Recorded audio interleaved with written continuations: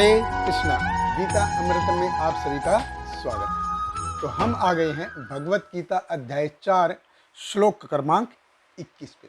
देखिए, भगवान कृष्ण प्रैक्टिकली बता रहे हैं कि हु इज ए पंडित, कि पंडित कौन है, वो क्यों है पंडित और कैसे है पंडित, जब वो अपने कर्म फल के ऊपर डिपेंड नहीं करता और वो अंदर से संतुष्ट रहता है और उस सेंस में वो भौतिक जगत में जो भी कुछ एग्जिस्ट करता है उस पर अपना अधिकार नहीं जमाता। तो भगवत गीता अध्याय 4 श्लोक क्रमांक 21 भगवान कृष्ण कहते हैं, निराशीयत चित्तात्मा तक्त सर्व परिग्रह शरीरम केवलम कर्म कुर्वन् आपनोति किल्बिषम।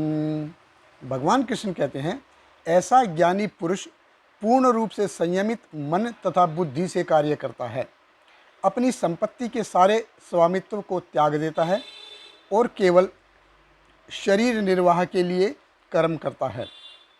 इस तरह कार्य करता हुआ वह पाप रूपी फलों से प्रभावित नहीं होता है। देखिए, भगवान कृष्ण कहते हैं निराशी। निराशी मतलब विदाउट एनी डिजायर, कि आपको अपने पर्सनल बेनिफिट के लिए उसको कुछ नहीं चाहिए। जैसे 2 श्लोक पहले भी हमने देखा था, जैसे कंपनी में वर्कर काम करते हैं तो वो कंपनी के प्रॉफिट के लिए काम करते हैं। सारे वर्कर क्या है, कंपनी के प्रॉफिट के लिए काम करते हैं, क्योंकि उनको पता है कि भाई मालिक कौन है, तो उसके लिए ही सारे काम करते हैं। तो निराशी, तो वो सारा का सारा भगवान को ऑफर करते हैं। जो पंडित है वो सब कुछ जो है वो पहले भगवान को ऑफर करते हैं। क्यों करता है ऑफर? क्योंकि वो जानता है कि जो सबका कंट्रोलर है वो कौन है, मालिक है वो कौन है, क्योंकि भगवान कृष्ण ही मालिक है, सबके मालिक है। इसलिए वो भगवान कृष्ण को सब कुछ ऑफर करते हैं। अपने लिए वो कुछ ज़्यादा रखता नहीं है। यत चित आत्मा, यहाँ पे जो चित्त है वो मन को रेफर करता है और जो आत्मा है वो बुद्धि को रेफर कर रही है। तो अपना मन और बुद्धि को कंट्रोल करके सब कुछ भगवान कृष्ण को अर्पित कर देता है और क्या है, रिजल्ट है वो भगवान के ऊपर छोड़ देता है। त्यक्त सर्व परिग्रह है, मतलब अपने जो स्वामित्व है, अपनी संपत्ति का स्वामित्व को वो त्याग देता है। देखिए, जब तक हम क्या है अपने मन और बुद्धि को कंट्रोल नहीं करेंगे ना, तब तक हम कर्मों की जो श्रृंखला है इनको तोड़ नहीं पाएंगे। ये कर्मों की श्रृंखलाएं टूटेगी नहीं, ये जारी रहेंगी, चलती रहेंगी। तो इसलिए देखिए, कलयुग में जो हरिनाम का जप और जो शास्त्र हैं, भगवत गीता है, भागवतम है, उनका पठन कितना महत्वपूर्ण है, बहुत महत्व। उनका पढ़ना बहुत ही अनिवार्य है, हमको पढ़ना चाहिए। जब तक हम शास्त्रों का अध्ययन नहीं करेंगे, जैसे भगवत गीता है, श्रीमद् भागवतम है, उनका अध्ययन नहीं करेंगे, तब तक हम अपने मन और बुद्धि को कंट्रोल नहीं कर सकते। तो माया की जो एजेंसियां है ना, तब तक हमको वो मिसलीड करती रहेंगी। इसलिए जो साधना का है, साधना का बहुत ही योगदान है। देखिए, जैसे डिजिटल मीडिया है, जब पहले डिजिटल मीडिया नहीं था, आज से 60-70 साल पहले जब डिजिटल मीडिया नहीं था, तो 2 ही चीज़ें थी।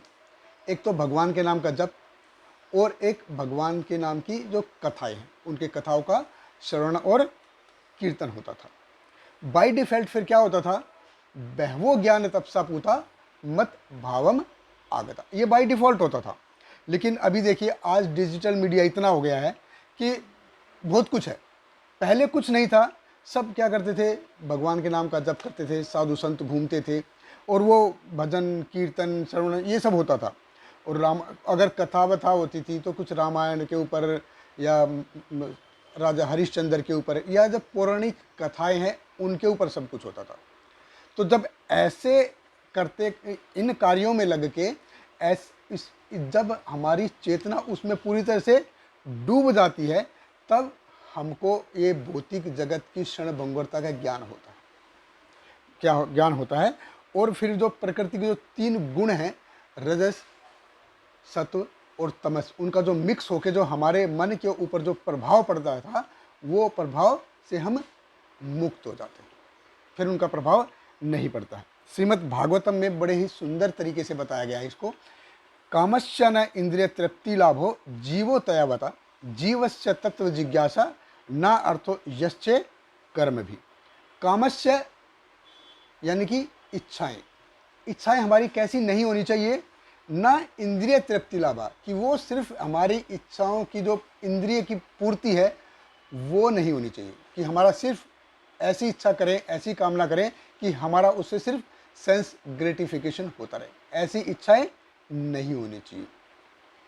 जीवो तयावता, जब तक जीना है, जीव जब तक हमको जीना है तब तक क्या होना चाहिए, जीवस्य तत्व जिज्ञासा, तत्व जिज्ञासा करनी चाहिए हमको कि क्यों हम इस भौतिक जगत में आए हैं, क्यों हम कर्मों के बंधन में बंधे हुए हैं, और हम कहाँ से आया हूँ, ये सुख दुख के चक्कर में मैं क्यों घूम रहा हूँ, ये भौतिक जगत में इतनी सारी असमानताएं क्यों हैं।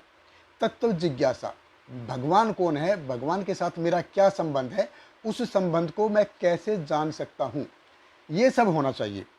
ना अर्थो यश्च कर्म भी, कि जितना भी हम यश पाले या परिवार का, रिश्तेदारों का भरण पोषण कर ले, समाज में मान मर्यादा प्रतिष्ठा पूजा लाभ की इच्छा रख ले, कितना भी हम धन संपत्ति इकट्ठा कर ले, ये सब क्या है, ना अर्थ है।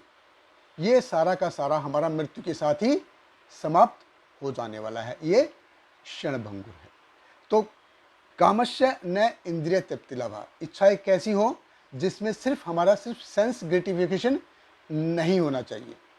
जीवो तयावता, कब तक जिए, जीवस्य तत्व जिज्ञासा, तब तक हमको तत्व जिज्ञासा, उसके बारे में जिज्ञासा करती रहनी चाहिए। न अर्थो यश्च कर्म अभी, बाकी जितने भी कार्य हैं उनका अर्थ नहीं है, कोई उनका मतलब नहीं है। और इसकी ये जो शुरुआत है ये कहाँ से होगी, जब हम जो कर्मों के फल हैं उनके प्रति अटैचमेंट यानी कि आसक्ति को छोड़ देते हैं, यहाँ से उनकी उस ज्ञान की शुरुआत होती है। बहुत बहुत धन्यवाद। हरे कृष्णा। हरे कृष्णा कृष्ण कृष्ण हरे हरे, हरे रामा राम राम हरे हरे।